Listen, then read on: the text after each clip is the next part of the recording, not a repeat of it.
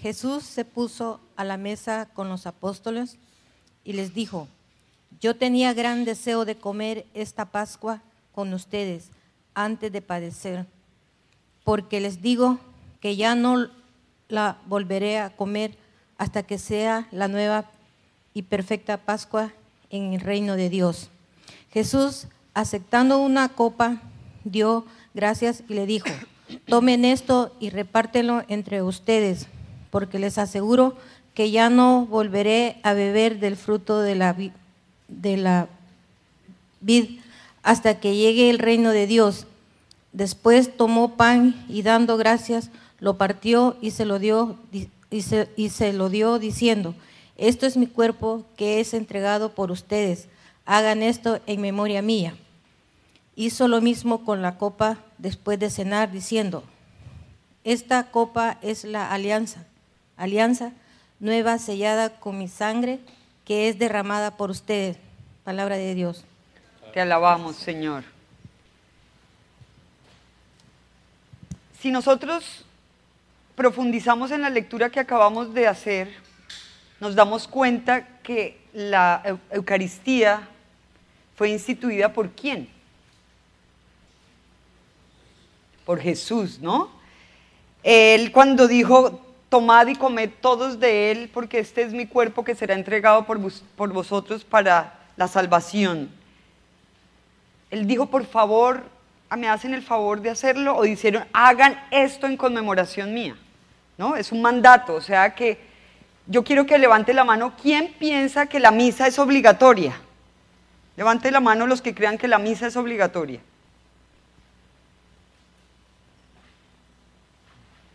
¿Cuántos? Ok, entonces, hoy vamos a entender, con esta plática que vamos a hacer, que la misa no debe ser obligatoria. La misa tiene que ser un agrado, un gusto, algo que nosotros vamos a contemplar, que es un misterio de fe, donde se desenvuelve toda la historia de la salvación, como les decía, en casi hora y media que dura la Santa Misa. Para poder entender el misterio de nuestra salvación tendríamos que remontarnos al principio de nuestra creación, ¿no? Cuando Dios creó a Adán y a Eva. Cuando Dios creó a Adán y a Eva, los creó buenos. Y todo lo que había creado antes de Adán y Eva, la naturaleza, los cielos, la tierra, los océanos, eran buenos también, ¿cierto? Pero ¿qué pasa? Adán y Eva pecan. Entra el mal dentro de ellos y ellos, ¿sí me están oyendo? Entra el mal dentro de ellos y ellos, ¿qué hacen? Cuando pecan, se esconden, sienten miedo, sienten temor de que Dios los vea. Recuerden que Dios dice: Adán, Eva, ¿dónde están? Y ellos contestan que se tuvieron que esconder porque tenían miedo. Miedo de que Dios les había dicho que de ese árbol no podrían comer, porque ese era el árbol del bien y del mal y que ellos no tenían derecho a comer. De todo lo podían usar y comer, pero menos de ese árbol. Satanás, que astutamente se mete en nuestras vidas y nos hace creer que lo bueno es malo y que lo malo es bueno, por eso hay que tener tanto cuidado. La palabra de Dios nos dice: mansos como palomas, pero astutos como las serpientes, porque la serpiente fue astuta desde el principio. Ella se metió y le hizo creer a Eva que Dios les había prohibido comer de ese árbol porque era malo para ellos y no quería que ellos lo comieran porque podían conseguir la sabiduría que Dios sí tenía. Con eso, ¿sí vieron cómo torció lo malo para volverlo bueno? Entonces el miedo que ellos tenían cuando se encontraron con Dios fue ese, de saber que habían desobedecido. Así pasa el transcurso de Adán y Eva, son expulsados del paraíso y es una historia larga que vemos desde Abraham, Jacob, Isaac, las 12 tribus de Israel, que después llega el rey David, Salomón, ¿no? Y vamos viendo toda la historia del ser humano en la búsqueda de ese Dios que era su padre y que habíamos perdido, porque en realidad esa es la historia nuestra. Nosotros venimos de Dios y dice San Agustín que no descansará nuestra alma hasta volvamos a Dios. O sea, es un transcurso que tenemos, nuestra vida, sean 30, 20, 50, 100 años, la misión nuestra, ¿cuál es? Buscar a Dios, volver al Padre. ¿Y cómo lo hacemos? Dios nos ha dado muchas herramientas, ¿cierto? Por eso nosotros pertenecemos a la Iglesia Católica, porque la Iglesia Católica es una mamá, es nuestra madre aquí en la tierra. Entonces la Iglesia Católica nos previene, nos ayuda, nos aconseja, nos trata como una mamá a sus pollitos, que nos cuida bajo sus alas. ¿O qué mamá quiere algo malo para sus hijos? Ninguna, ¿cierto? Por lo menos la mamá naturalizada que tiene ese don de Dios en su corazón nunca va a desprenderse de sus hijos, sino que siempre los va a proteger. Dios nos dio esas herramientas y están dentro de la Iglesia Católica. Por eso estamos empezando una jornada con ustedes de 9 meses, como les contábamos, donde vamos a aprender muchas cosas acerca de Dios. Vamos a aprender en qué consiste nuestra fe, por qué estamos hoy sentados aquí. Yo desde ya les digo que ustedes no están sentados aquí por bonitos, por juiciosos, por emprendedores, porque qué rico, yo me escribí en rica, yo soy santo, no. Venimos aquí porque somos pecadores y todos los que continuamos en el proceso durante la vida somos pecadores. ¿Y qué es lo que estamos haciendo en rica? Simplemente reconocernos pecadores, saber que necesitamos de la gracia de Dios para que podamos fortalecernos. Porque si nosotros no tenemos a Dios en nuestro corazón, caemos con facilidad más que los que sí lo tienen, ¿no? Porque de eso consiste la vida de los santos, que los santos se hicieron santos por el amor que tenían a Dios y no querían ofenderlo ni con el más mínimo pensamiento, y aparte de eso entendieron bien la historia de la salvación y sabían que de parte de nosotros no viene nada bueno. Todo lo que es bueno en nosotros viene ¿de quién? De Dios mismo. Entonces no podemos darnos de que, ay, tan bueno que soy, ay, cómo ayudo a los pobres, ay, cómo oro de lindo, ay, que hago esto. No, lo poco que tenemos y que es bueno, se lo debemos a Dios. Así que con este contexto nos podemos dar cuenta que Dios nos da las herramientas dentro de la iglesia. ¿Y cuáles son esas herramientas? ¿Quién me dice? La Biblia, ¿otra? La Eucaristía, muy bien. ¿Qué otra? ¿Otra herramienta? Los sacramentales, muy bien. ¿Qué otra herramienta nos da el Señor a través de la iglesia? Los sacramentos. Los sacramentales, hay que hacer una aclaración acá, los sacramentales y los sacramentos son distintos. Sacramentales son todas las cosas que nosotros utilizamos como símbolo para hacer presencia divina, es decir, el agua bendita es un símbolo sacramental, el escapulario es un signo sacramental, la cruz que cargamos es un signo sacramental, el rosario es un signo sacramental. Los sacramentos son los que nosotros recibimos, que es un signo visible de algo invisible. Es decir, los sacramentos son, ¿quién me dice un sacramento? Bautismo, otro, confirmación, otro, comunión, otro, matrimonio, otro, unción de los enfermos, otro, ¿nos falta uno? No, orden sacerdotal, muy bien. Entonces, esos son los sacramentos que la iglesia nos da para nosotros tener la facilidad para llegar a ese Dios Padre que nos está esperando. Porque cuando uno manda una misión a alguien, uno le da las herramientas para esa misión, ¿no? A ustedes un soldado no va a la guerra descubierto, no va sin casco, no va sin chaleco antibalas, no va sin botas, va de pies a cabeza, va armado con todo lo que necesita para la guerra y el combate. Nosotros estamos aquí en la tierra en lo mismo, es un combate espiritual contra entes que no vemos. O sea, yo no estoy peleándome aquí con el señor Daniel porque lo máximo que nos podemos hacer es agarrarnos y darnos puños y pelear y no sé, algo así. Nosotros estamos peleando contra seres espirituales que no vemos. Y como les nombré al principio, Satanás, que era un ángel, la mano derecha de Dios cayó. Entonces Satanás tiene la envidia de pensar en que nosotros nos podamos salvar. ¿Él qué va a hacer todo el tiempo? Como es malo ya por esencia, quiere que todos los seres humanos caigamos y no nos salvemos porque él ya no se puede salvar y ya perdió el cielo. Entonces, ¿cuál es el combate espiritual que estamos lidiando? Contra seres espirituales. No lo digo yo, lo dice la Santa Biblia.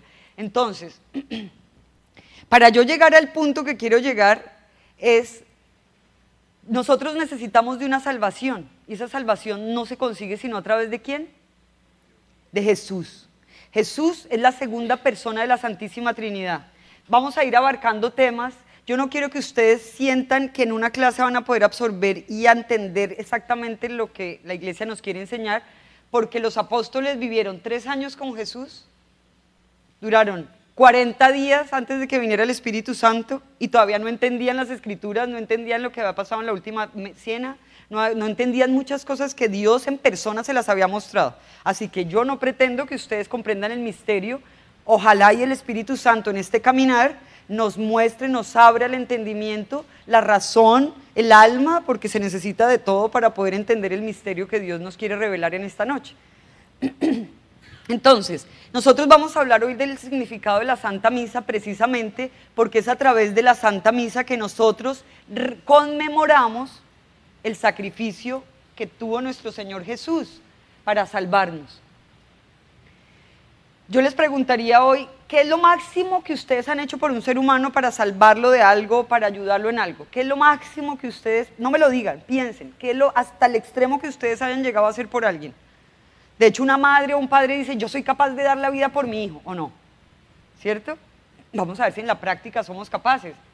Pero cuando nosotros pensamos en que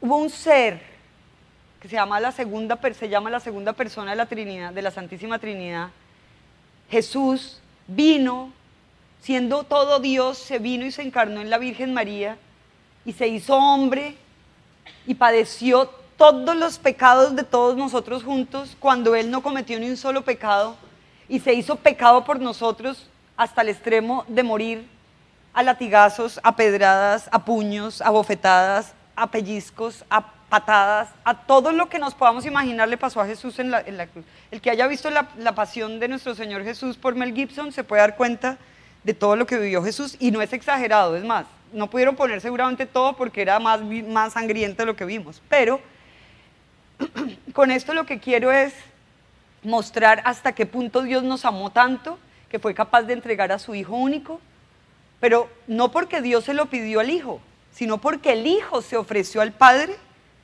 para dar la vida por nosotros. Es decir, Él era el rey, el hijo del rey, y ese hijo del rey decide dar la vida por el esclavo, que somos nosotros. Y dice, no, Padre, yo no quiero que a ese esclavo lo maten, yo quiero que ese esclavo viva y yo me voy a hacer a cambio de ese esclavo. ¿Sí ven lo que Dios hizo? ¿Quiénes somos nosotros para nosotros merecer tanto amor? Yo les pregunto a ustedes, levánteme la mano, ¿quién pidió nacer?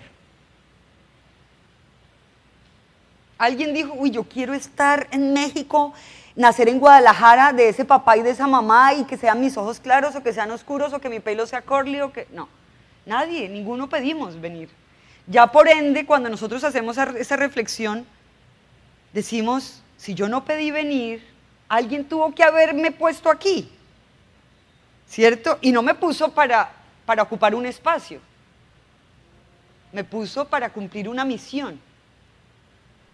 La misión que yo tengo aquí en la tierra es buscar el amor del Padre, volver a Él, porque yo perdí ese amor hace muchísimos años a través de Adán y Eva, que son el reflejo de lo que nosotros mismos somos. No crean que fue por culpa de Adán y Eva que nosotros pecamos. No, es que nosotros hubiéramos estado en el puesto de Adán y Eva, seguro hubiéramos hecho exactamente lo mismo. ¿Ok? Pero Dios en sus planes perfectos quería que eso pasara, para que fuera su Hijo el que nos rescatara nuevamente. O sea, si por un hombre y una mujer perdimos el paraíso, Dios quiso que por un hombre y una mujer lo volviéramos a rescatar. ¿Quiénes son ese hombre y esa mujer? ¿Quién me contesta? No oigo duro. Jesús y María, esos son el nuevo Adán y la nueva Eva. ¿Vieron los planes de Dios cómo funcionan distintos a los planes nuestros? Nosotros diríamos, bueno, pero ¿qué culpa tuvimos de que Adán y Eva eran pecado? Dios lo permitió para que fuera Jesús y María los que tuvieran que colaborar en ese plan de salvación. Entonces, cuando queremos ver el significado de la Santa Misa, tenemos que ver desde esa óptica, es decir, contemplamos el rostro de Jesús, pero a través de los ojos de María. Si nosotros no nos metemos en ese misterio, nosotros muy difícilmente vamos a poder entender lo que se vive en la Sagrada Eucaristía, en una Santa Misa. ¿Cuántas veces han oído decir, uy, qué misa tan aburrida? Dígame. ¿Alguno ha escuchado alguna vez eso? Yo lo he escuchado muchas veces. De hecho, alguna vez lo dije yo también, para no ir tan lejos. Cuando yo no entendía lo que era la Santa Misa, yo a veces hasta me dormía en misa. Tocaba decirle a mis hijos, despiértense. o a mi vecino, o el amigo decirle al otro, oiga, pilas, mire, se está durmiendo. ¿Por qué? Porque cuando nosotros no entendemos el misterio que estamos viviendo, podemos darnos el lujo de ser tan impertinentes y tan ignorantes de decir que una misa es aburrida. Nosotros cuando decimos que una misa es aburrida es porque no entendemos realmente lo que significa la Santa Misa. Porque la Santa Misa es lo mismo que nosotros no nos crearon para ocupar un lugar en el espacio. No, la Santa Misa es lo mismo, nosotros no vamos a la Santa Misa a ocupar un sillón o un puesto en la misa. Nosotros vamos a participar de la misa. ¿Se acuerdan que hacía un tiempo decían, ay, es que vamos a oír misa? ¿No? Se decía así, ay, es que vamos a oír misa. Y se ha ido cambiando el término porque ya no es a oír misa, es a vivir la misa, a celebrar la misa, a concelebrar la misa, que Jesús, muerto una sola vez, porque no es que Él muere cada misa, es que Él murió una y única vez por cada uno de nosotros, pero que esa representación o esa conmemoración se hace cada vez que se realiza la Santa Eucaristía. Entonces, como decía la primera lectura, ¿qué dijo Jesús? Hagan esto en conmemoración mía. Él no pidió el favor, Él dijo, por favor, si pueden. No, Él dijo, hagan esto en conmemoración mía. Cuando Jesús, o sea, el príncipe le dice a su rey, que es nuestro Padre, Dios Padre, que Él va a dar la vida por ese esclavo, el esclavo le dice, pero ¿cómo, Señor, si tú eres mi rey, mi príncipe, tú eres el dueño de todo, ¿cómo vas a ocupar mi lugar? Yo que sí fui un verdadero pecador y el que cometí todos estos actos tan terribles que por eso me van a matar. Él le dice, yo doy la vida por ti, lo único que te pido es que nunca te olvides del sacrificio que voy a hacer por ti. Yo les pregunto, ¿cuántas horas tiene un día? 24 horas. Si yo les digo 24 horas, ¿por cuántos días tiene el mes? Si sumamos esto, creo que da 720, ¿puede ser? 740, algo así. ¿Cuántas horas tiene el mes? 700 y tantas horas. ¿Cuántas horas nos pide el Señor para que conmemoremos el milagro que Él obró a través de la crucifixión y muerte por cada uno de nosotros? ¿Cuántas horas nos pide? A veces 1:30, a veces 2, por muy larga que esté la misa. Poquito o mucho para darle a alguien que es el que nos lo ha dado todo, el que nos ha creado y el que fuera de eso murió a golpes por nosotros.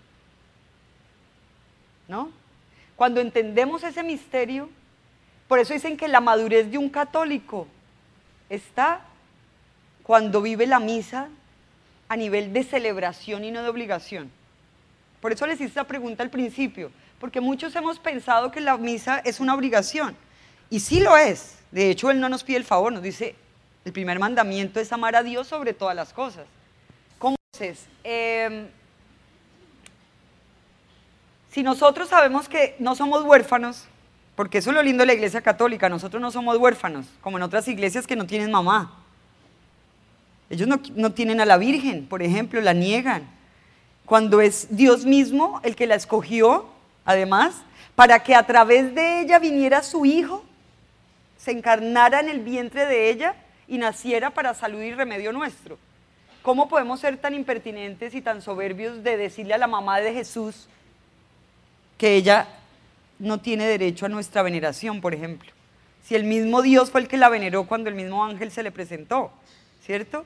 Entonces, para entender el misterio de la Sagrada Misa, tenemos que entender que eso pasó y nosotros estamos en ese transcurso que lleva la humanidad en cierta generación de la vida. Somos una generación más de las cientos y miles y millones de generaciones que hay, que van pasando por este tránsito de la vida para llegar a su culmen. El culmen es llegar al cielo. ¿Quién quiere ir al cielo? Todos queremos llegar al cielo. Entonces, si queremos llegar al cielo tenemos que buscarlo. El cielo no nos va a llegar gratis. El cielo es trabajado y para eso nos dio Dios todo este tiempo en la tierra. ¿Sí? Sean los 20, los 15, los 10 años o los 100 que nos toquen vivir. Si nosotros empezamos a vivir la vida sabiendo que somos peregrinos, que venimos a peregrinar en la tierra, que no es nuestra, no nos pertenece, no nos vamos a llevar nada, nosotros encontramos el verdadero sentido de por qué estamos vivos. Para encontrar el verdadero sentido de por qué estamos vivos, tiene que haber algo divino en nosotros que nos haga entender ese misterio. Por eso se dice que la fe es un misterio. ¿O quién entiende la fe? Algo alcanzamos a entender, y de hecho hoy se los repito, de aquí no vamos a salir entendiendo todo, pero vamos a empezar a abrir los ojos del alma para que esto que el Señor nos va a meter en nuestro corazón, que hace las veces de una semillita de mostaza, que es así de pequeña la palabra de hoy, va a crecer en ustedes como un árbol de mostaza. El árbol de mostaza es el árbol más grande que se conoce, y la semilla es la más pequeña. Cuando nosotros empezamos siendo ese árbol, en nuestras ramas se pueden cobijar muchos nidos. Esos nidos son nuestros hermanos que están alrededor nuestro y que muchas veces están muriendo por ignorancia. En Oseas dice, mi pueblo perece por falta de conocimiento. Entonces, cuando nosotros ya crecemos en la fe y empezamos a abarcar esos misterios, porque todos los días yo, por ejemplo, Carolina, aprendo algo nuevo del Señor, sea por un periódico que leo, sea porque voy a la misa y el padre dice una homilía que me hace reflexionar en algo, sea por el testimonio de algún amigo mío, de algún prójimo que tengo cerca, por un enfermo. Todos los días aprendemos algo distinto, porque nuestra mente es muy limitada para el poder tan grande que tiene Dios. Nosotros no lo podemos abarcar en una mente tan pequeña, pero nosotros sí podemos dar ese paso para decir, Señor, quiero abrir mi inteligencia, mi entendimiento, entra un rayo de tu luz dentro de mí, para que yo todos los días no solo quiera, sino además deguste, y me guste estar contigo. Entonces, para eso es muy importante empezar, ¿por qué? Por orar. Tenemos que empezar una relación con Dios, porque acabamos de dar un ejemplo. Si la familia no se reúne, no celebra, ¿qué pasa? Se rompe la familia. Lo mismo pasa con Dios. ¿Quién ha visto a Dios? Alguien aquí que levante la mano y diga, sí, es que yo ya lo vi. Nadie lo ha visto. Entonces, como no lo hemos visto, y todo esto que nos han contado y que por tradición traemos de familia a familia, y que de aquí le vamos a heredar a nuestros hijos, nietos, bisnietos, para que la tradición continúe y la fe no se pierda, es por eso mismo que necesitamos alimentarnos de Dios. Porque si nosotros no conocemos a Dios, no lo podemos amar. ¿Ustedes son esposos? ¿Cómo usted aprendió a amar a su esposo? ¿Qué tuvo que hacer primero? Usted se enamoró así de una vez, dijo, este es el hombre de mi vida, qué guapo, divino, hermoso, precioso, lo agarró a besos y dijo, este se queda aquí a mi lado para siempre. No. ¿Qué tuvieron que hacer? Conocerse.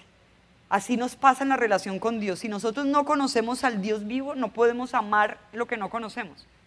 Entonces, a través de la oración empezamos a entablar una comunicación con el Señor. Por eso yo les recomiendo, el primer ejercicio que vamos a implementar en este camino y en este recorrido es, todas las mañanas, apenas abro mis ojos, ¿qué voy a hacer? Orar.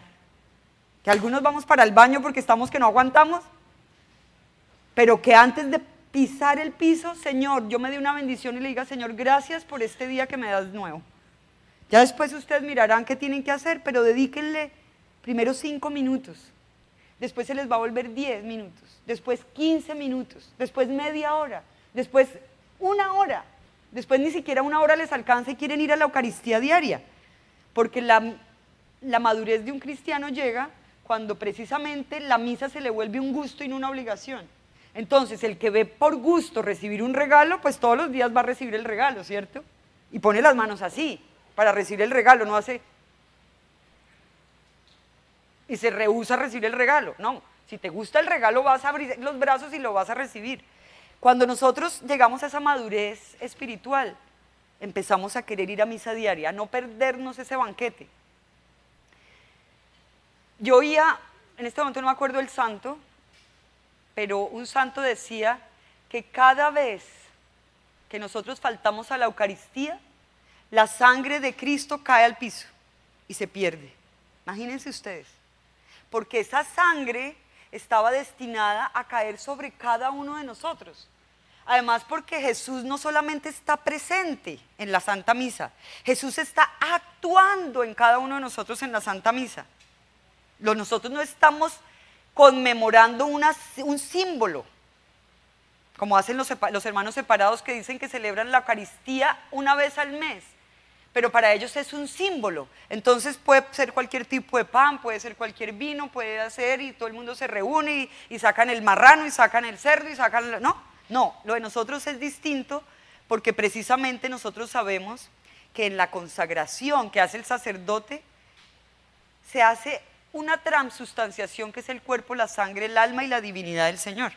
Entonces, cuando nosotros entendemos esto y degustamos de eso que estamos aprendiendo y entendiendo, nosotros vamos a decir, wow, todo lo que me perdí el domingo que dejé de ir a misa, porque estoy dejando de recibir no solo la presencia de Dios en mi vida, sino estoy dejando de recibir la salud, la sanación, porque la Eucaristía es, decía el Papa Juan Pablo II en el año 2004, ¿qué celebró el Papa Juan Pablo II en el año 2004? ¿Quién me dice? Este año es el año de la fe, ¿cierto? ¿Todos sabían que este año es el año de la fe? Alguien que levante la mano, ya que no son muditos, levanten la mano los que sepan que el año de la fe es este año. Ok, pues así mismo hubo un año de la fe, un año del Padre, un año del Hijo, un año del Espíritu Santo, un año de la Eucaristía, y se celebró en el 2004. Juan Pablo II instituyó el año 2004 al 2005 como el año de la institución de la Eucaristía. Entonces, él decía que la iglesia, la Eucaristía, es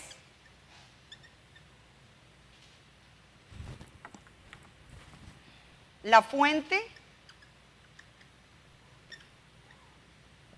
y el culmen, o sea, la cumbre de nuestra fe.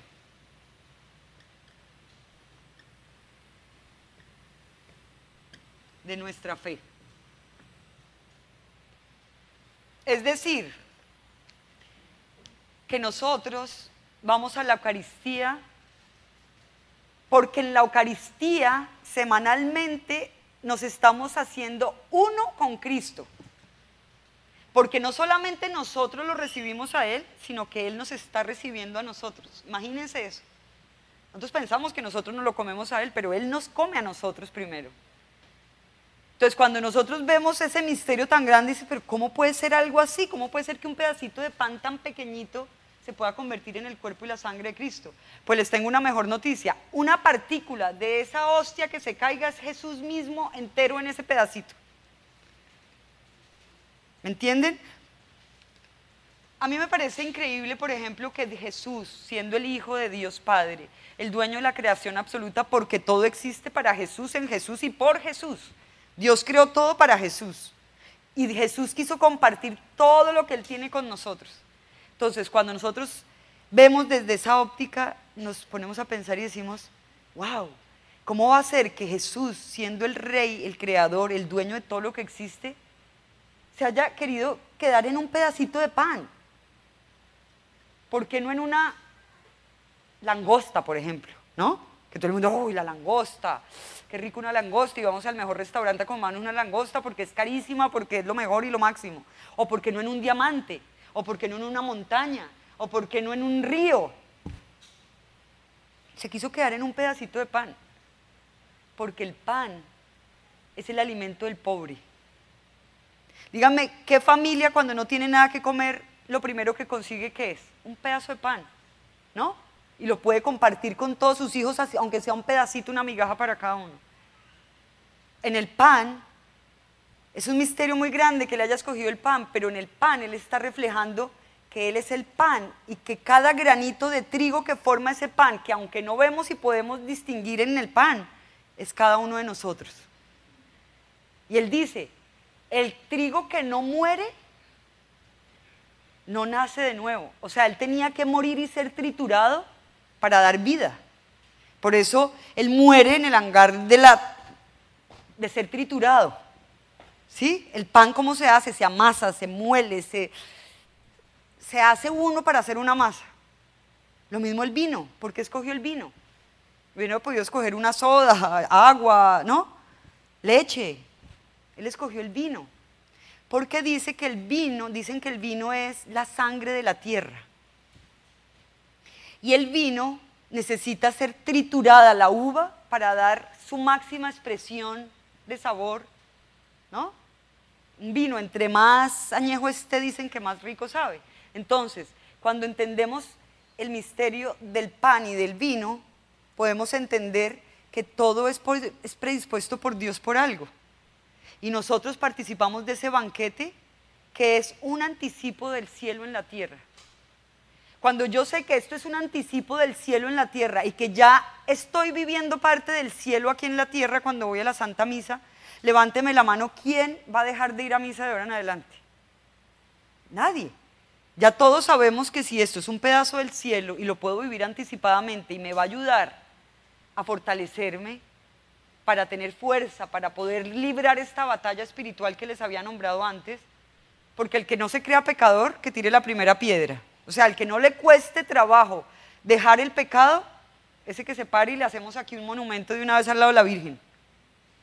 Todos estamos en una lucha contra el pecado, sea la mentira, sea el adulterio, sea el robo, sea el alcoholismo, la homosexualidad, cualquier pecado, llámese como se llame. Todos estamos en una lucha interna contra esos pecados o contra esos seres espirituales que nos hacen pecar y nos ayudan a que nos vayamos por el camino que no debemos. Cuando nosotros vemos que es Jesús el que se da por nosotros en la Santa Eucaristía,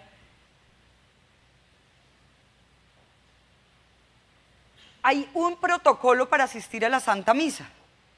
Yo no puedo ir mal vestido, yo no puedo ir sin estar en estado de gracia y comulgar, por ejemplo.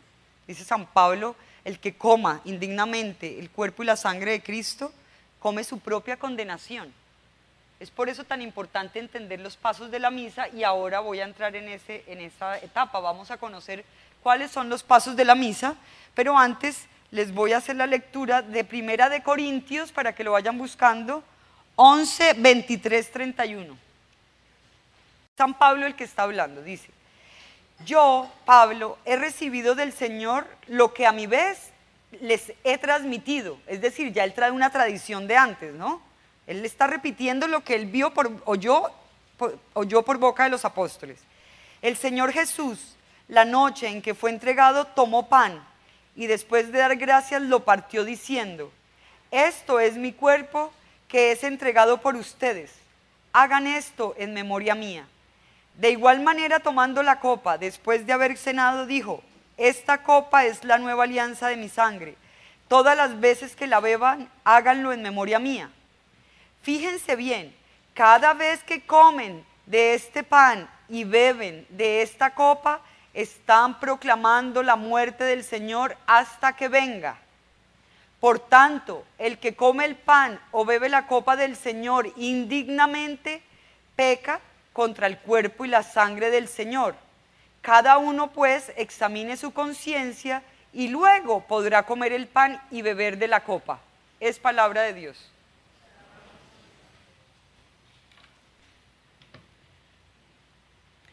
Entonces, según lo que nos dice San Pablo en esta carta a los Corintios, se nota que en ese tiempo ya se veían esos atropellos contra la Santa Eucaristía. Por lo mismo, él ya está hablando en ese tiempo de que mucho cuidado, porque él ya estaba viendo que había profanación en la Santa Eucaristía, que habían sacerdotes haciendo ritos distintos al que se les había pasado y transmitido por la fe. No sé si se acuerdan que los temas que vimos la semana pasada y la antepasada nos dice que nuestra fe, lo que creemos los católicos, es que nosotros venimos de una fe heredada de Jesucristo a través de los apóstoles. Que cualquiera que nos venga a presentar un evangelio distinto o una Eucaristía o una santa celebración de la misa distinta es anatema, no existe, es inválido, no puede existir. Por eso tenemos que estar abiertos nosotros y conocer mucho de nuestra liturgia, de nuestra doctrina, de nuestros mandamientos, de nuestros sacramentos, para que el día que veamos algo que está incorrecto en nuestra liturgia, en nuestra misa, nosotros mismos podamos llamar la atención a las personas que lo están llevando a cabo mal, ¿no? Entonces, vamos a empezar a ver los pasos de la Santa Misa. ¿Qué hacemos cuando entramos a la misa? ¿Quién me dice?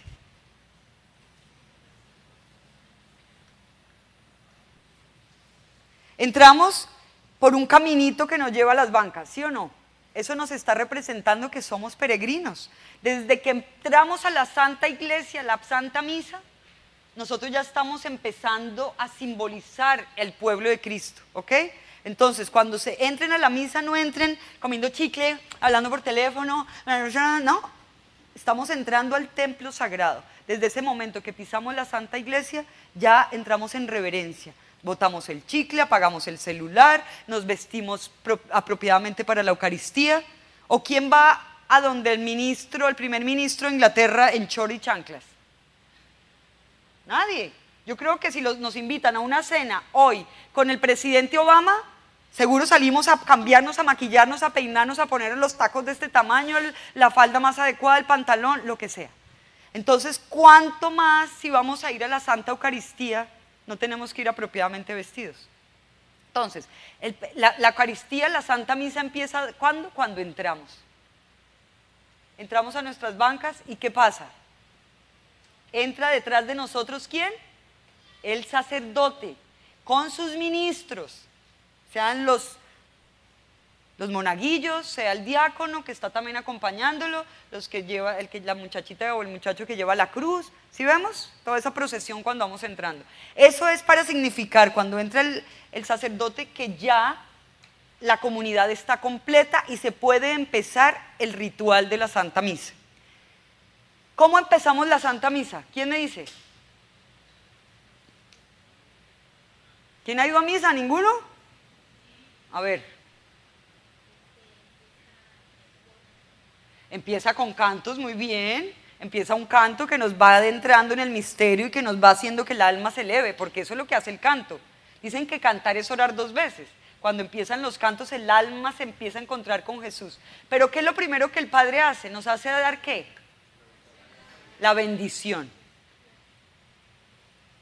Hay otra santa, que no les quiero dar el nombre porque no me acuerdo y no les quiero decir mentiras, pero decía que la santa bendición que nos damos en la misa es como cuando abres una cremallera. Estás abriendo tu cremallera para que todas las gracias y dones que tiene el Señor en esa Eucaristía sean para ti y los puedas aplicar a tu vida. Cuando nos damos la bendición de partida, ya que se acabó la Santa Misa, cerramos la cremallera.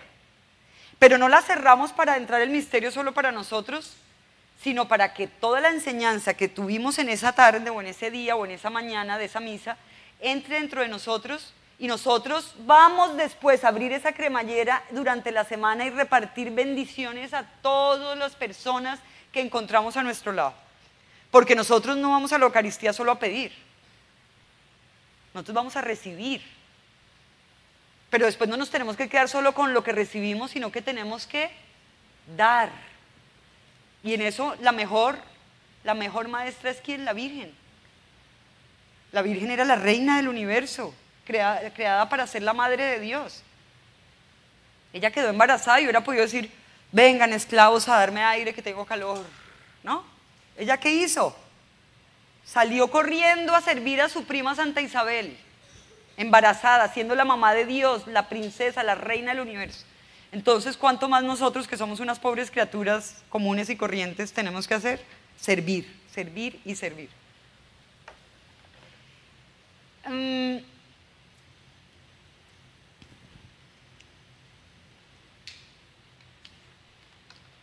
Empezamos con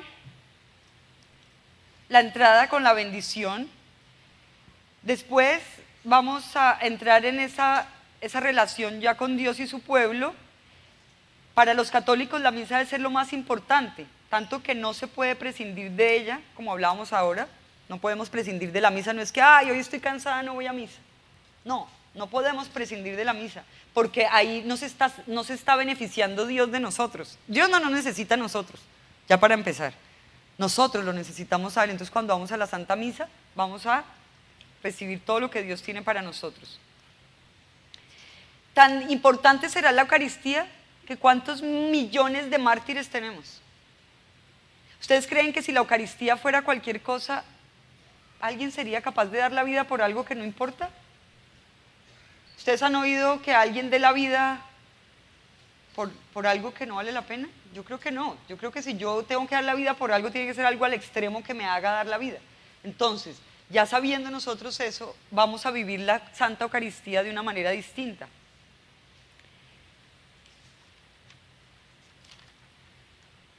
Entonces, cuando nosotros entramos y hacemos la señal de la cruz, nos recuerda la victoria final de Jesús contra la muerte. Cada vez que hagamos la señal de la cruz, es recordarnos cuando hacemos, uy, Dios mío, qué susto. Estamos haciendo lo mismo que hacemos en la misa, dándonos la bendición y recordando que Jesús dio la vida por nosotros en esa cruz. O sea, por eso les digo, cuando se hagan la Santa Cruz, no hagan un monigote, que a veces uno ve y uno dice, ¿qué es lo que hizo esa persona? ¿Eso qué era? Eso no es la cruz empieza aquí, que es Padre, Hijo porque va en el vientre y Espíritu Santo porque es lo que nos envuelve a nosotros. Entonces no podemos hacer una crucecita como que ni sabemos con la mano qué es, no. En el nombre del Padre, del Hijo, del Espíritu Santo, amén. Vamos a hacer una cruz verdadera marcada sobre nuestro cuerpo porque es protección además. La cruz es nuestra, es para nosotros. Después de esto vamos a contestar amén. El amén es muy importante, es una palabrita tan pequeña pero que dice todo. Cada vez que nosotros decimos amén, estamos diciendo así sea. ¿Sí? Entonces cuando contesten el amén, es una de las cosas, un llamado que yo les hago aquí como evangelizadora de ustedes hoy. Seamos activos en la misa, seamos participativos en la misa, es lo que Dios quiere. Cuando el Padre diga, y digamos, tengamos que decir amén, hagámoslo convencidos de que así es, porque eso es lo que significa, así es, así sea, amén. Entonces, que el coro canta y nadie canta, que el Padre dice repitamos, vamos a hacer nuestra profesión de fe y unos poquitos están, ni la boca mueven. Es una celebración. Cuando van a una fiesta, ¿qué hacen? ¿Se quedan así sentados, apachurrados? No, ¿cierto? Todo el mundo empieza a saltar, a brincar al ritmo de la música, están haciendo algo de esa celebración. Cuando vamos a la Santa Misa es una celebración igual. No vamos a hacer ni a brincar ni a saltar seguramente porque merece respeto a nuestro Señor y eso lo hacemos en la discoteca. Pero igualmente es una celebración y todo lo que es celebración trae alegría. Y la alegría se demuestra. Yo no puedo decir que estoy alegre si estoy así. ¿Cierto? Estoy feliz, estoy alegre de compartir algo que Dios quiso que yo compartiera con Él. El Padre después dice, la gracia de nuestro Señor Jesucristo, el amor del Padre y la comunión del Espíritu Santo estén con cada uno de nosotros. Ahí nos quiere mostrar que ya desde el inicio de la Santa Misa no estamos empezando solos. Ya está en presencia Jesús, el Padre y el Espíritu Santo. Ya desde ese momento. En esta pausa de silencio nos ponemos en la presencia de Dios, reconociendo nuestra propia relación con Dios. Entonces, miren lo importante de la Santa Misa, es una conexión de hechos y eventos que van pasando en esa hora y media. Llegamos con la bendición, empezamos a entrarnos en el misterio, pero además empezamos a reconocer nuestras propias culpas. Porque el sacerdote, al decir que estamos en la unión de Jesucristo con el Padre y el Espíritu Santo, y ahora pidamos perdón por los pecados, ¿cierto? ¿Se han visto esa parte donde el Padre está y todos vamos a pedir perdón y empieza el Señor ten piedad, Cristo ten piedad, Señor ten piedad? Es ese momento perfecto para que nosotros pongamos en conciencia nuestra alma y podamos saber si estamos dignos o indignos de recibir la Santa Eucaristía. Y en ese momento los pecados veniales que tengamos quedan perdonados. No tenemos que ir a donde el Padre a confesar nuestro pecado, a menos de que sea mortal el pecado que hemos cometido, siempre y cuando sean veniales. En ese momento de la Santa Misa el Padre nos dice que han perdonado los pecados y son perdonados. Y todos intercedemos unos por otros, ¿o no? ¿Se han visto que dice? Y ahora, hermanos, interceded por nosotros y ustedes para el perdón de los pecados. Entonces, es una comunión, es una comunidad y todos estamos haciendo el papel de ese granito de trigo para hacer ese solo pan en el momento de la Eucaristía. ¿Hay alguna pregunta hasta acá? Si tienen alguna pregunta, por favor, me la hacen saber.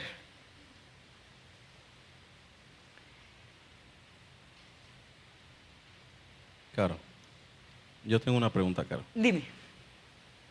Es que soy bien chismoso. Hay una parte en la misa que nosotros repetimos, y con tu espíritu. Y a veces me queda esa duda que le estoy contestando a Dios, le estoy contestando al Padre. ¿Por qué le contesto a Dios? ¿Por qué al Padre? No sé si alguien se lo ha ¿Cómo es la preguntado. pregunta? Cuando el Padre dice... ¿cómo? ¿La paz del Señor sea contigo? Ajá. Y todos contestamos y con tu espíritu. Ahora O voy también- para allá. Ok. Ya vamos por allá, vamos llegando a Pénjamo.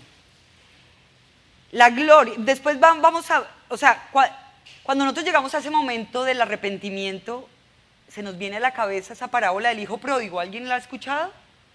El hijo pródigo fue el hijo que recibió su herencia antes de que el papá muriera, porque además se la pidió anticipada y se dio el lujo no solo de pedírsela, sino de irse, gastársela y botarla y malgastársela. Pero que solo hasta el momento en que él reconoció que era pecador y había hecho eso, quiso volver al Padre. Muchas veces ese es el ejemplo nuestro y es para todos. Solo hasta que nos alejamos completamente de Dios necesitamos esa necesidad de Dios o sentimos la necesidad de volver a Él. Es por eso que en ese momento de la misa nos reconocemos pecadores, sentimos que necesitamos a ese Padre bondadoso, misericordioso y pedimos perdón. Después viene el gloria. El gloria es un signo de alabanza muy antiguo. De hecho, las primeras palabras en el relato vienen de la Natividad según el Evangelio de San Lucas, ¿no? Cuando decimos gloria a Dios en el cielo y en la tierra paz a los hombres que aman al Señor, por tu inmensa gloria te alabamos, te bendecimos, te adoramos, te glorificamos, te damos gracias, Señor Dios Rey Celestial, Dios Padre Todopoderoso, Hijo único Jesucristo, Dios, Cordero de Dios, Hijo del Padre, tú que quitas el pecado del mundo, ten piedad de nosotros, tú que estás sentado a la derecha, perdona nuestros pecados. Todo esto que estamos diciendo en el Gloria es un signo de alabanza antiquísimo. El sacerdote dice, oremos, y se hace una pausa para orar en silencio. Luego el sacerdote recoge nuestras necesidades, o sea, ya hemos alabado al Señor, ya hemos pedido perdón por nuestros pecados, hemos alabado al Señor con el Gloria y después hacemos una pausa en silencio para presentar ¿qué? Nuestras necesidades al Señor. O sea, ya nos reconocimos pecadores, ya lo hemos alabado, ahora sacamos como nuestras propias peticiones y nuestras propias plegarias para el Señor.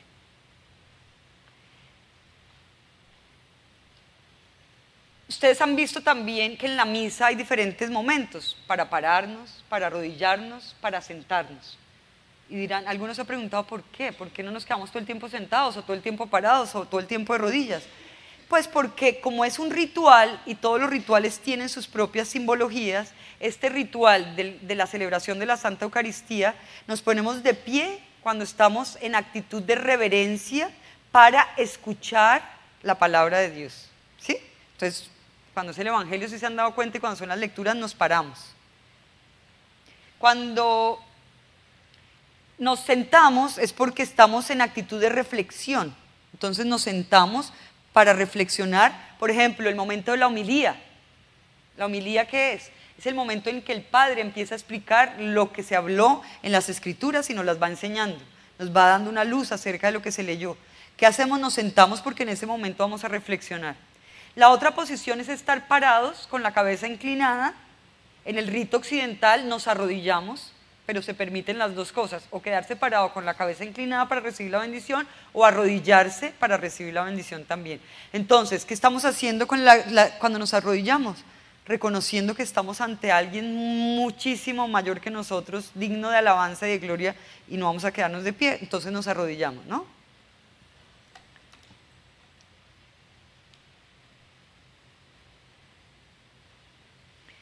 Después viene la liturgia de la palabra. O sea, empezamos con los ritos iniciales, que sería la primera parte como se divide la misa. Están los ritos iniciales,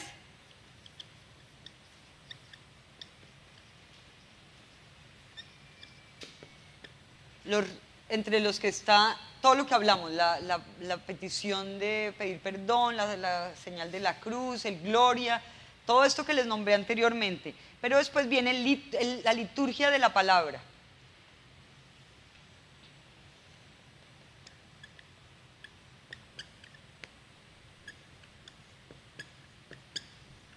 ¿Qué es la liturgia de la palabra?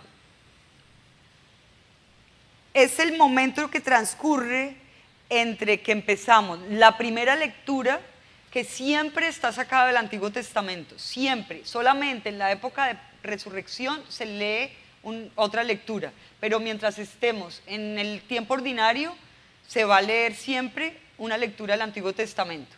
Después viene el Salmo responsorial. ¿Qué hacemos en el Salmo responsorial? Como bien lo dice la palabra, respondemos. Pero respondemos es que los hago partícipes de ese responsorio, porque yo misma personalmente cuando voy a la misa examino la gente que está alrededor mío y muy poca gente está contestando el Salmo. Muchas veces es cantado, muchas veces es leído, pero sea leído o cantado, es nuestra obligación participar porque es parte de la alabanza al Señor. Dicen que los salmos están hechos por el rey David y son oraciones que el rey David hacía para poder alabar al Señor. Entonces, cuando nos digan salmo responsorial, respondemos. Después viene la segunda lectura. La segunda lectura proviene de los escritos de Pablo o de alguna de las cartas del Nuevo Testamento. Si se dan cuenta que la segunda lectura siempre dice, y la segunda lectura de la carta del apóstol San Pablo a los colosenses, o a los corintios, o a los tesalonicenses, ¿sí? Entonces la segunda lectura siempre va a ser una lectura de las cartas de San Pablo, o de las cartas del Nuevo Testamento. Después viene el Evangelio. El Evangelio. El Evangelio es la parte más importante dentro de la liturgia de la palabra, no que lo demás no sea importante, pero realmente casi siempre el Evangelio va ligado a la primera lectura. Fíjense, cuando oigan la primera lectura y oyen el Evangelio, a pesar de que la primera lectura viene del Antiguo Testamento, Jesús renueva en el Nuevo Testamento, en el Evangelio, lo que ya venía pasando en el Antiguo Testamento. Entonces es muy importante porque es la palabra misma de Dios. Cuando estamos escuchando el Evangelio, es palabra viva de Dios, o sea, es Jesús hablando.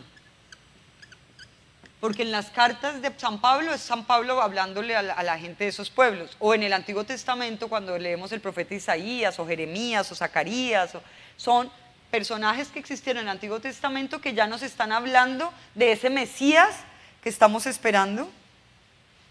Y el Nuevo Testamento es cuando ya llegó el Mesías y nos están recordando todo lo que el Mesías hizo para nuestra salvación. ¿Alguna pregunta hasta acá? Este ciclo que hacemos, si viniéramos a misa juiciosos cada domingo, en 3 años recorreríamos las Sagradas Escrituras por completo. Entonces, el que viene a misa diariamente, en 1 año alcanza a completar todas las lecturas y todas las escrituras, ¿no?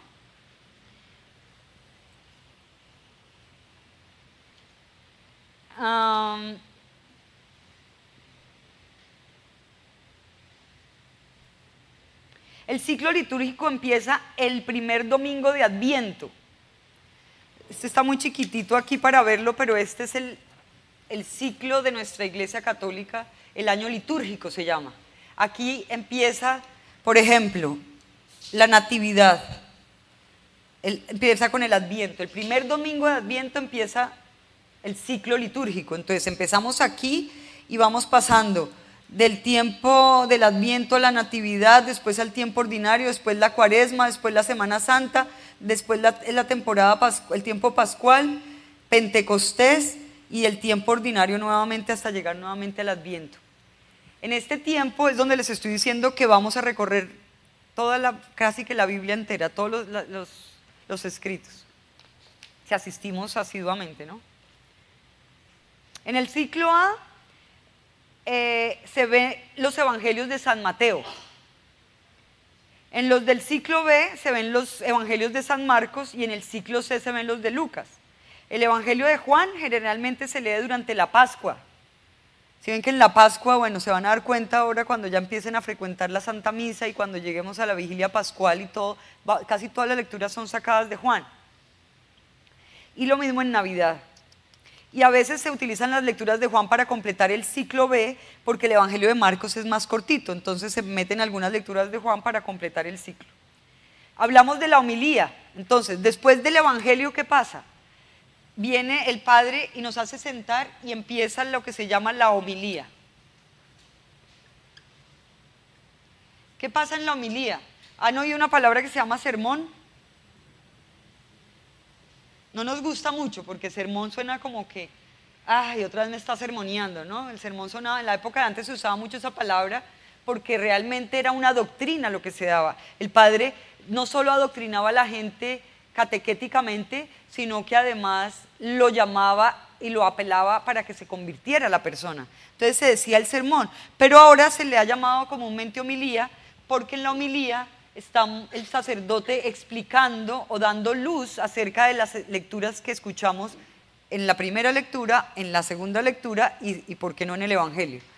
Y más cuando están unidas entre sí, entonces el padre hace una explicación para que la gente entre en el misterio y pueda entender mejor, porque pues a veces no hemos entendido muy bien la lectura, porque es más profunda o porque los términos que se utilizaron eran muy difíciles o bueno, lo que sea.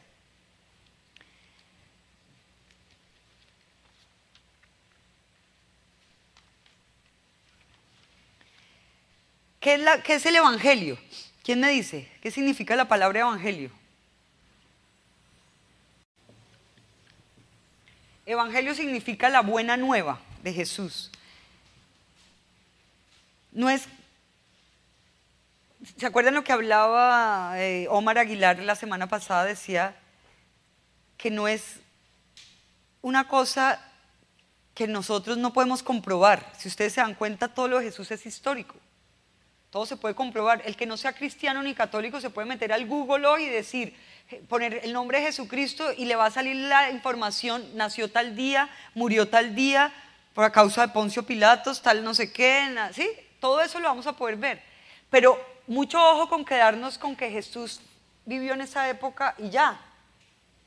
Jesús está vivo, es actual. Aunque no lo veamos, estamos aquí y estamos participando del ritual católico en la Santa Misa, porque estamos esperando que Él vuelva. Hasta que vuelvas, dice, cuando estamos haciendo todo lo que estamos diciendo, lo estamos conmemorando para el tiempo que dure nuestra existencia hasta que Jesús venga. De pronto no vamos a alcanzar a estar vivos cuando venga Jesús, pero vamos a participar en ese ciclo que vive la historia hasta que venga Jesús por segunda vez.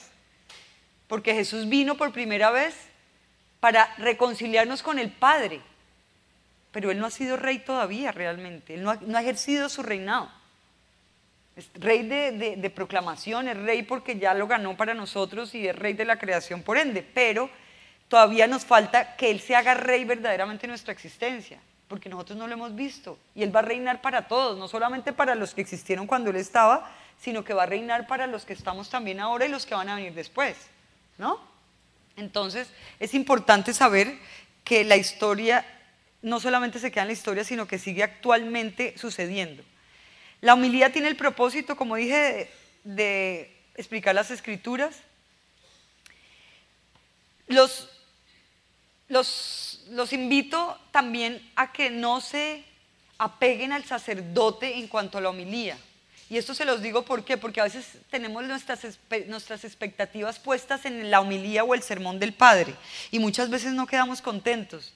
Ay, ese padre cómo habló de mal, ay, ese padre cómo habló de pasito, ay, qué demorado, uy, cuánto se demoró la misa. Y la expectativa nuestra no está en el Padre, la expectativa nuestra está en Jesús mismo, que es el que se está dando ese día por nosotros, ¿ok?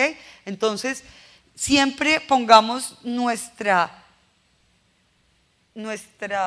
mentalidad, nuestro corazón y todo en la palabra de Dios y no en lo que el sacerdote esté diciendo nomás, porque puede que nos caiga o puede que no nos caiga o puede que nos guste o no nos guste, pero ya Jesús habló, ya Dios habló por medio de las Escrituras y a Él es al que venimos también a escuchar. Después viene la profesión de fe. Entonces, ¿qué dice el Padre? Levantémonos, pongámonos de pie para hacer nuestra profesión de fe. ¿Cuál es la profesión de fe? Lo vimos la semana pasada con Omar. ¿Cómo? El credo de los apóstoles, muy bien. Entonces ahí vamos a nosotros a dar fe de lo que nosotros creemos. Y entonces todos vamos a repetir el credo. pero toca decirlo porque se llama profesión de fe. ¿Cómo uno profesa si no la muestra, si no la demuestra, si no la habla, si no se le nota? ¿No? Y eso hace que los nuevos miembros que están llegando a la iglesia se contagien de lo nuestro también. Porque imagínate que llegue un hermano separado a nuestra iglesia porque quiere ver qué estamos haciendo y nos ve aburridos, nos ve cabizbajos, nos ve tristes, pues va a decir, ah, no, yo me quedo en mi iglesia que allá sí saltan, brincan, bailan, nos abrazan, ¿no? Entonces, todo el ejemplo empieza por casa. Después de la profesión de fe viene sintiendo en el corazón que de verdad tenemos un Dios que nos escucha, que nos ama, ya podemos soltarnos con nuestras peticiones. Entonces ya empieza lo que se llama la liturgia de la Eucaristía. Entonces, ¿qué quiere decir la liturgia de la Eucaristía? Cuando nosotros también nos ofrecemos con Jesús. En la liturgia de la Eucaristía empieza con la preparación de las ofrendas. Antes de la liturgia de la liturgia de la Eucaristía vienen las peticiones, ¿no? Entonces la oración de los fieles, y ahí es donde todos intercedemos por todos y todos vamos a orar por todos, porque somos un solo cuerpo. Entonces empieza la liturgia de la Eucaristía y esta empieza con la presentación de las ofrendas. ¿Se han visto?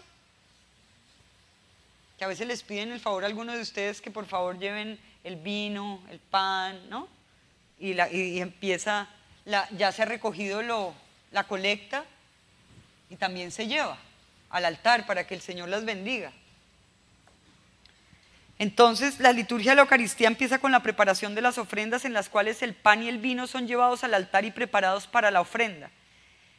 La colecta en los tiempos antiguos, la iglesia llevaba cosas al altar y eran dadas a los sacerdotes o a otras personas para el sustento. Ahora nosotros ya no llevamos alimentos, o muchas veces se pide, bueno, la recolecta para el mercado, para donar a los pobres, pero realmente la ofrenda hoy en día se ha cambiado por dinero, porque es más fácil para la iglesia recoger la canasta con el dinero y ayudar a los pobres a través del dinero y no que muchas veces con los productos que no podemos cargar o llevar y es más difícil por logística. Las oraciones que acompañan la preparación de las ofrendas son judías en su origen. Todas esas oraciones ya vienen desde el judaísmo. Damos gracias y reconocemos a Dios como nuestro creador y devolvemos a Él lo que con las cosas que nos dio hemos elaborado.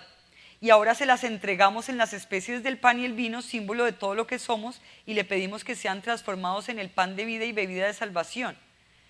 El sacerdote al preparar el cáliz pone unas gotas de agua en el vino y dice en secreto, no lo dice a voz alta, dice, el cuerpo y la sangre de nuestro Señor Jesucristo unidos en este cáliz sean para nosotros alimentos de vida eterna.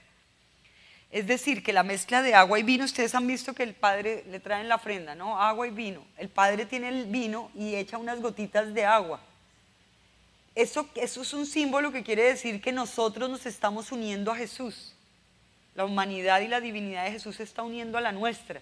Entonces estamos ya haciéndonos partícipes. Ya no solamente va a ser Jesús el que se ofrece, sino que nosotros estamos ofreciéndole al Padre, no solo a Jesús, sino nosotros con Jesús al tiempo. Después viene la plegaria eucarística. Lo primero que el pueblo le ofrece al Padre en la plegaria eucarística son las palabras de alabanza. Entonces ahí es cuando viene el santo. O santus. Esta es una oración que la iglesia hace en alabanza. En ese momento, dice el Papa Juan Pablo II, y muchos de los místicos que han existido dicen que en el momento del santo se une el cielo con la tierra. Los ángeles del cielo, que ya disfrutan de la presencia de Dios desde siempre, y los santos que ya habitan con Él, bajan a la tierra. Nosotros no los vemos porque no tenemos ojos espirituales para verlos, pero en ese momento se abre el cielo y la tierra se unen. Los ángeles, los santos, el purgatorio, que son las almas del purgatorio. Ustedes han oído las almas del purgatorio, me imagino, y son devotas también de orar por ellas. Las almas del purgatorio y los hombres que vivimos en la tierra, nos unimos en un solo canto. Por eso, santo, santo, santo, es Dios del universo, llenos están los cielos y la tierra de la majestad de su gloria. Eso lo está cantando la iglesia entera, no solamente nosotros. Entonces es un momento muy importante.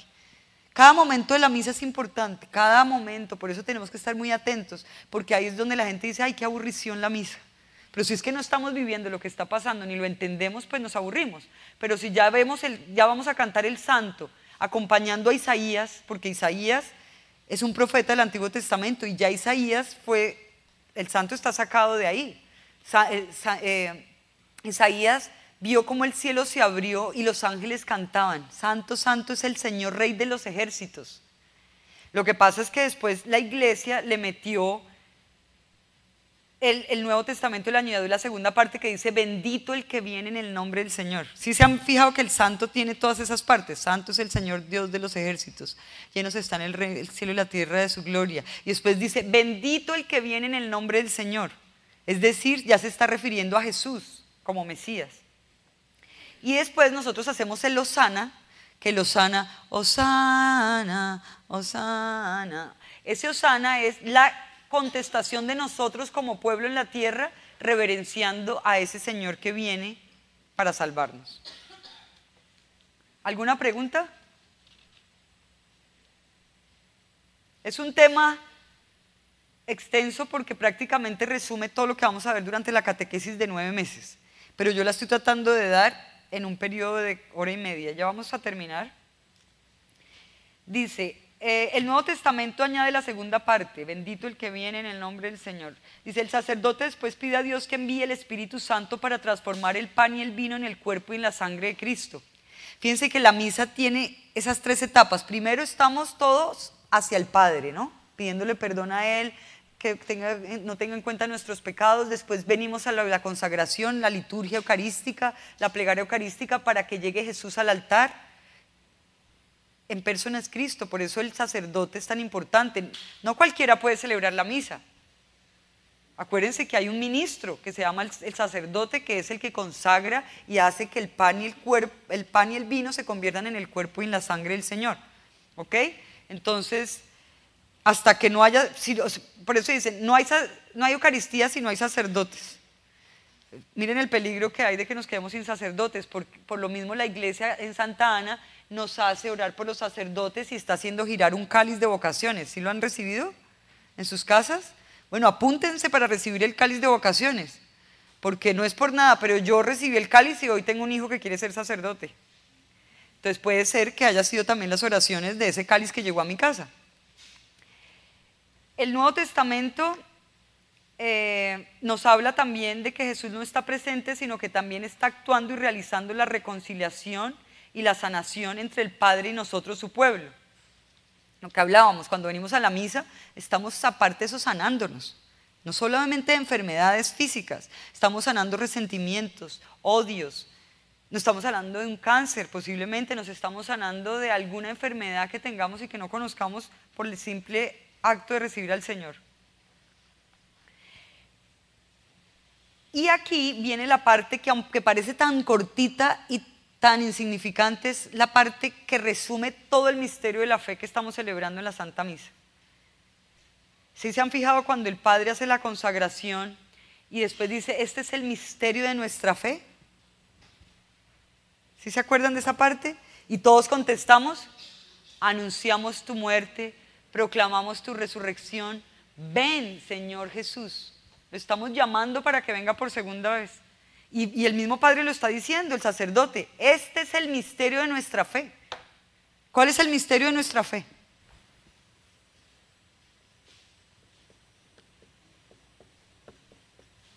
El misterio de nuestra fe es, si algún hermano separado algún día les pregunta o alguna persona quiere saber de su fe, ¿qué le van a contestar? El misterio de nuestra fe es creer que Jesús vino a morir por nosotros. Anunciamos tu muerte, proclamamos tu resurrección, o sea, Jesús resucitó. Estuvo con nosotros y se fue, ¿cierto? Ya no está. Y vendrá por segunda vez. Eso es lo que creemos los católicos.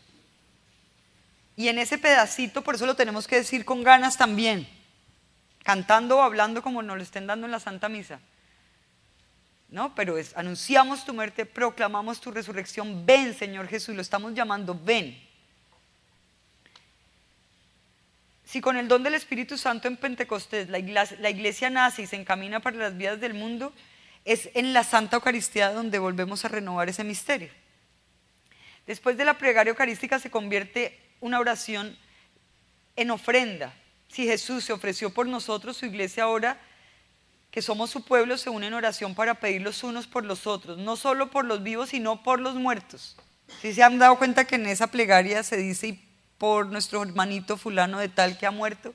Entonces pongan en sus intenciones a las personas que han muerto, los que ya están disfrutando de tu gloria o los que todavía pensamos que están en el purgatorio. Dicen que una oración por un muerto nunca se pierde. Por eso nunca digan, ay, es que yo ya creo que mi hermano, si se murió hace 40 años, debe estar en el cielo. No se crean, de pronto no, y la necesita. Y si ya está en el cielo, esa oración nunca se desperdicia. Dios la aplica a otra alma que sí la esté necesitando más. Entonces vuélvanse muy amigos de las almas del purgatorio. Pidan mucho por ellas que están necesitando en nuestras oraciones. El sacerdote eleva el cáliz y en un gesto que sugiere el ofrecimiento, es ofrecido al Padre, no solo Jesús, sino nosotros también, y con el amén nosotros profesamos que lo que ha sucedido es real y verdadero.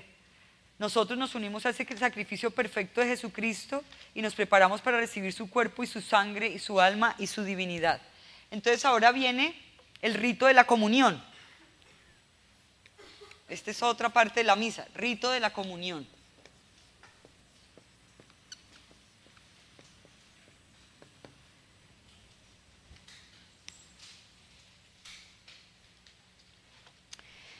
¿Con qué empezaríamos el rito de la comunión? ¿Quién se acuerda? Extendemos las manos y hacemos así, ¿qué hacemos?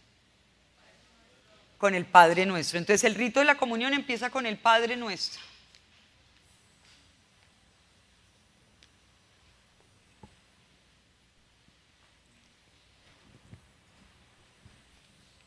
¿Qué hacemos en el Padre Nuestro?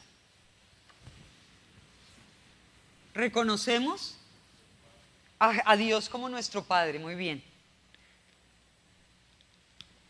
¿Quién nos enseñó a rezar el Padre Nuestro? Jesús mismo, ¿no? Entonces Jesús nos está entregando a su Padre. Antes no lo decíamos Padre. ¿Quién en el Antiguo Testamento le dijo alguna vez Padre? Nunca. El ser humano pensaba que Dios era castigador y que Dios venía solo a juzgar. Pero Jesús vino a mostrarnos la cara amable de Dios Padre, y dijo, ahora sí lo pueden llamar Padre porque ya estoy aquí para volverlos a reconciliar con Él. Después de que ya sabemos y reconocemos que Dios es nuestro Padre, y que ya sentimos la confianza de buscar a nuestros hermanos, porque a mí que nadie me diga que es fácil acercarse a un hermano, a una persona que uno no conoce, no es fácil. Porque uno siente timidez, porque no sabe si agarrarle la mano, porque no sabe cómo lo va a reaccionar la persona. Entonces, ya reconociendo que tenemos un Padre y es nuestro, ya sabiendo eso, sabemos que entonces somos hermanos. Y es ahí donde ya nos acercamos ¿a qué? A darnos la paz. Y es el mismo saludo que Jesús nos dejó. La paz del Señor sea con ustedes. Entonces, la paz. Es muy importante saber que en este momento no se tiene que volver un jolgorio. Es un símbolo, es simbolismo todo lo que pasa en la Santa Misa. A veces uno ve gente corriendo de un extremo al otro para darle la paz al que está por allá en el otro lado.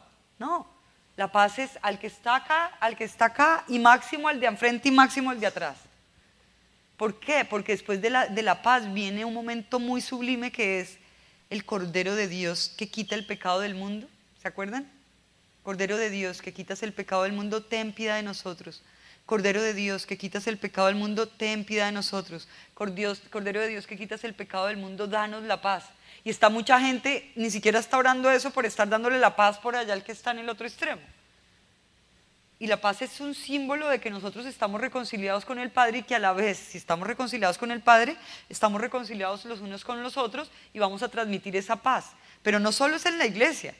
Porque salimos de la iglesia y le tiramos el auto al que está enfrente para salir de primeras y la paz se perdió por completo, ¿no? La paz tiene que continuar el resto de la semana y esa paz se nos tiene que notar en el trato con nuestros hermanos, en el trabajo, en la familia, en donde vayamos que estemos. Entonces, en la partición del pan, cuando ya hacemos el Cordero de Dios y todos nos arrodillamos, ¿qué pasa? Viene la consagración. Es decir, el sacerdote agarra el cuerpo, el pan y el vino, los levanta, ha pedido al Espíritu Santo que por medio de su ángel, ¿te acuerdas que dice? Por manos del ángel, llévalo a presencia y se convierta esto en el cuerpo y en la sangre de Cristo. Entonces es en ese momento cuando se hace la partición del pan que nos muestra que Jesús fue partido en su cuerpo para darse a nosotros, triturado, partido por completo. La comunión es la unión más íntima que tenemos con Jesucristo. En la comunión nosotros compartimos la vida y la obra de Cristo. Este alimento nos une con cada uno de los creyentes que están alrededor del altar. Cada uno de nosotros, al recibir el cuerpo y la sangre de Cristo, recibe el poder de llevar la vida de Cristo a todos los que nos encontramos. Lo que les decía, salgamos de misa y es el resto de la semana hasta que nos volvamos a encontrar con el Señor, a darnos, a fragmentarnos, a ayudarnos. Porque esa es la misión, porque nosotros no podemos encerrarnos en nosotros mismos con las bendiciones que recibimos ese domingo, sino que es para repartírselas a los demás. Después hacemos la procesión para ir a la comunión. La comunión es un momento importantísimo, es ahí el momento donde nos vamos a encontrar con Cristo. Yo no sé si a ustedes les ha pasado, pero es triste ver a la gente yendo a recibir la comunión. Van muertos de la risa, van charlando, van saludando al vecino, van todos como si fueran por un reinado de belleza. Y realmente vamos es a recibir el Señor. Vamos con nuestras manos unidas en lo posible. Vamos con la cabeza baja porque vamos en procesión reconociendo que vamos en ese momento a encontrarnos con ese Rey que nos está esperando, pero que nosotros somos totalmente indignos de recibirlo. Yo tengo una fórmula muy linda que me enseñaron una vez, y es que hay que pedirle a la Virgen que sea ella la que reciba a Jesús por nosotros en ese momento, porque somos totalmente indignos. La Virgen es la única digna, perfecta de tener a Jesús en su vientre, de llevarlo a todas partes. Ella fue su primer sagrario. Entonces, como nosotros muchas veces no sabemos cómo está nuestra conciencia, porque no la hemos examinado bien o porque no tenemos el sentido del pecado, pues le pedimos a la Virgen: Virgencita, en este momento voy hacia la comunión, que seas tú recibiendo a tu Hijo por mí y haciendo perfecta esta unión a través de ti. Es algo que les recomiendo que hagan para que la comunión sea más perfecta, ¿no? Y obre todas las gracias que tiene para ustedes, porque ahí vamos en esa procesión para recibir al Rey de Reyes, al Señor de Señores, al que nos va a sanar, al que nos va a dar lo que necesitamos, al que le vamos a entregar nuestra semana, porque en eso están las ofrendas. Cuando las personas... Por eso no nos podemos aburrir en la misa, porque la misa tiene momentos espectaculares. Cuando las personas van llevando las ofrendas hacia el altar, no pierdan tiempo hablando, mirando en los bolsillos, mirando el celular, el texto. En ese momento entréguenle al Señor todo lo que ustedes tienen para ofrecerle, porque en ese pan y en ese vino que se están llevando hacia el altar van las ofrendas de ustedes también representadas ahí. No sé si conocen de una señora que se llama Ana Catalina Rivas. Ana Catalina Rivas es una mística de este tiempo, está viva, y ella tiene visiones del Señor y el Señor le mostró. ¿Han visto la película El Gran Milagro? Que se presentó, que eran dibujitos animados en tercera dimensión, ¿la vio alguien? Bueno, esa película está basada en un libro que le dictó el Señor a Ana Catalina Rivas, y dice que en el momento en que nosotros vamos, las personas llevan las ofrendas, nosotros estamos en el asiento y nos quedamos ahí sentados mientras ustedes ven la procesión. El ángel de la guarda de nosotros va en procesión llevando lo que cada uno tiene para ofrecerle al Señor en esa noche, o en esa tarde, o en esa mañana. ¿Qué es?